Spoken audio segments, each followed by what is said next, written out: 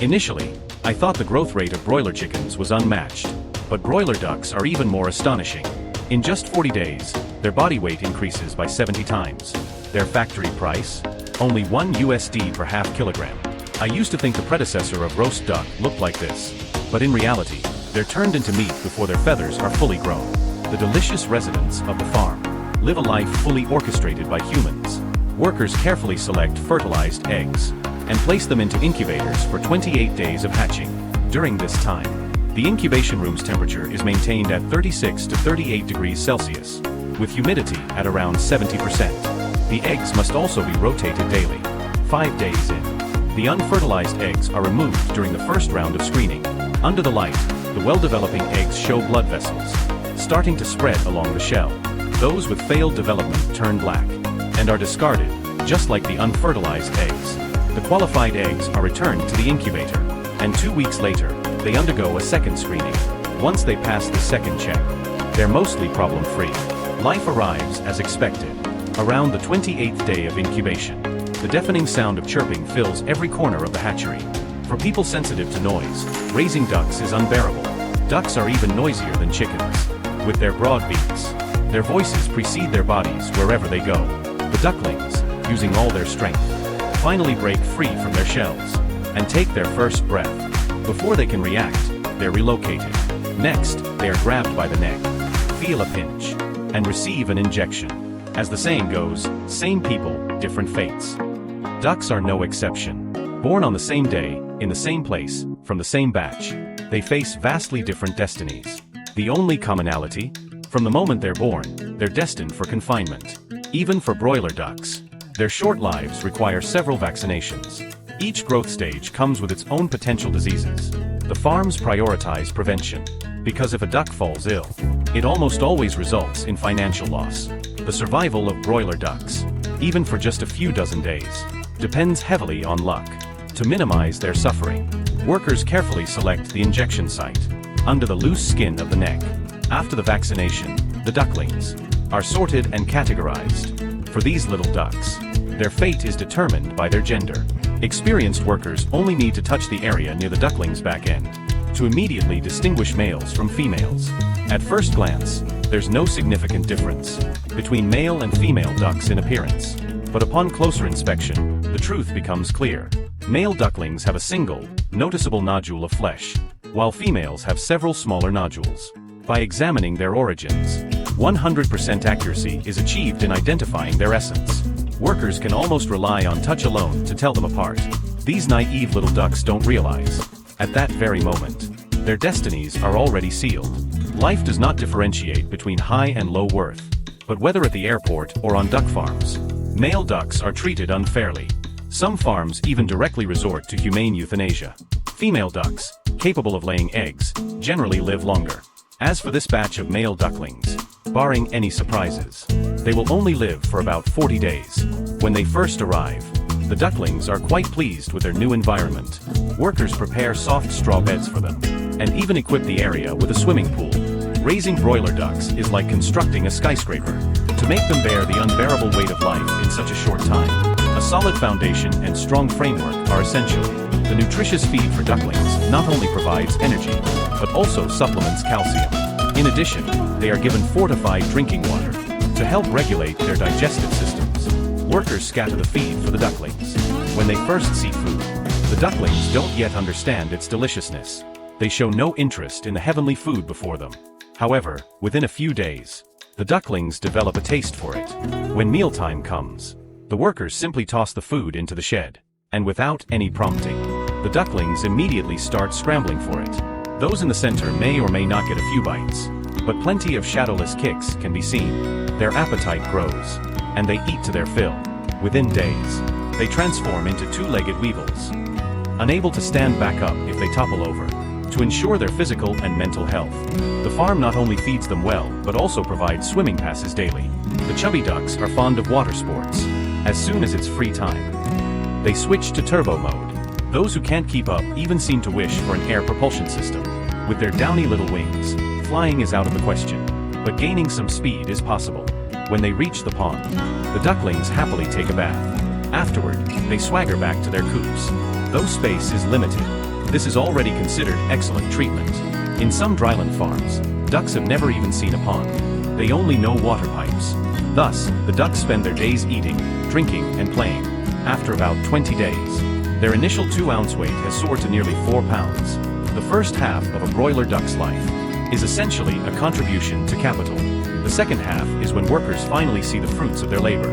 To ensure further growth during the sprint phase, farms provide ducks with all-you-can-eat buffets around the clock. Broiler ducks, with their incredible feed conversion rates, can gain half a pound of meat for every pound of feed consumed.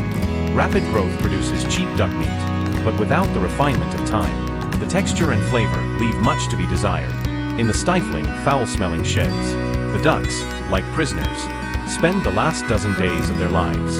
And then someone, in a stroke of creative genius, if the ducks can't eat anymore, workers will grab a tube and force feed them directly. Ducks raised under this feeding method are the infamous sweet ducks. Excessive energy causes the ducks to develop fatty liver conditions. To ensure they survive until harvest, workers carefully monitor their condition during the fattening period, occasionally playing the role of a veterinarian. They add supplements to the drinking water to protect the duck's liver and gallbladder. Around 45 days in, the ducks grow to about 7 pounds. The workers don't want to wait a second longer and immediately herd them out of the coops, load them onto trucks, and send them to the slaughterhouse. At over 7 pounds, each duck can eat several ounces of feed a day. For farms working for capital, saving on feed means higher profits. After enduring dozens of days of hardships, the ducks' short lives come to an end at the slaughterhouse.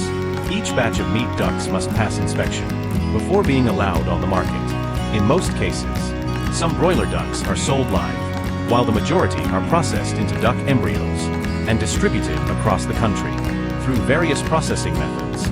Some are turned into roasted ducks sold at 10 to 15 yuan per pound, while others become the more expensive Peking duck. Although the process of mass-producing broiler meat is cruel, it has provided people with affordable meat. The days when families could only afford meat once a month have become a thing of the past. Compared to these short-lived broiler ducks, laying ducks have much longer lifespans. However, this doesn't mean they live pleasant lives. Unlike broiler ducks, laying ducks aren't force-fed. Instead, they are made to endure hunger.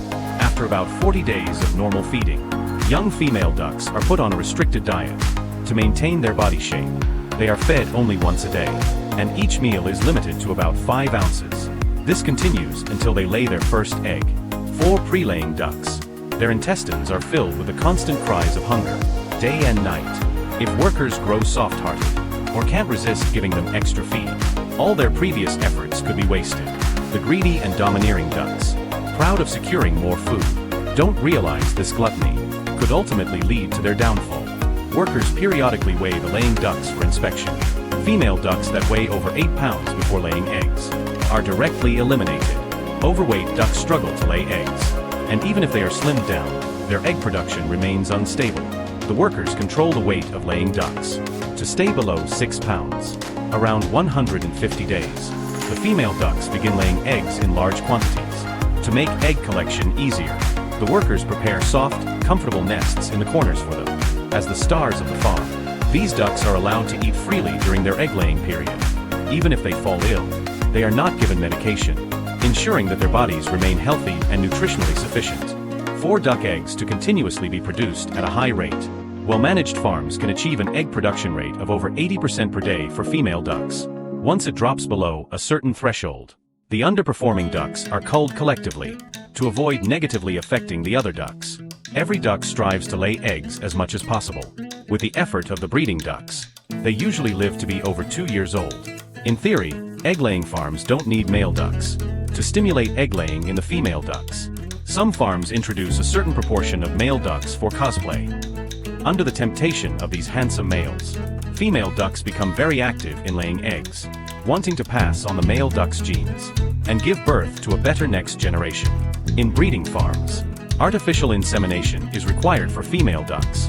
Workers perform a massage on the male ducks' abdomens, and with a gentle squeeze of their back end, a white foamy fluid is released. These fluids are not waste, they are the male duck's semen. Every 1 to 2 days, the female ducks are inseminated.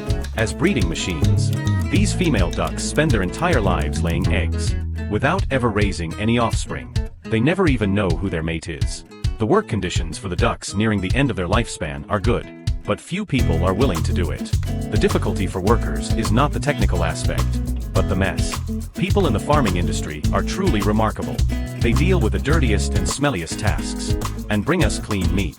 Duck farming is one of the most polluting types of animal husbandry. In many areas, farmers can raise 10 or so ducks, but once it becomes large-scale farming, regulations and inspections come into play. Unlike chickens, which only have diarrhea when they're sick, ducks do this every day.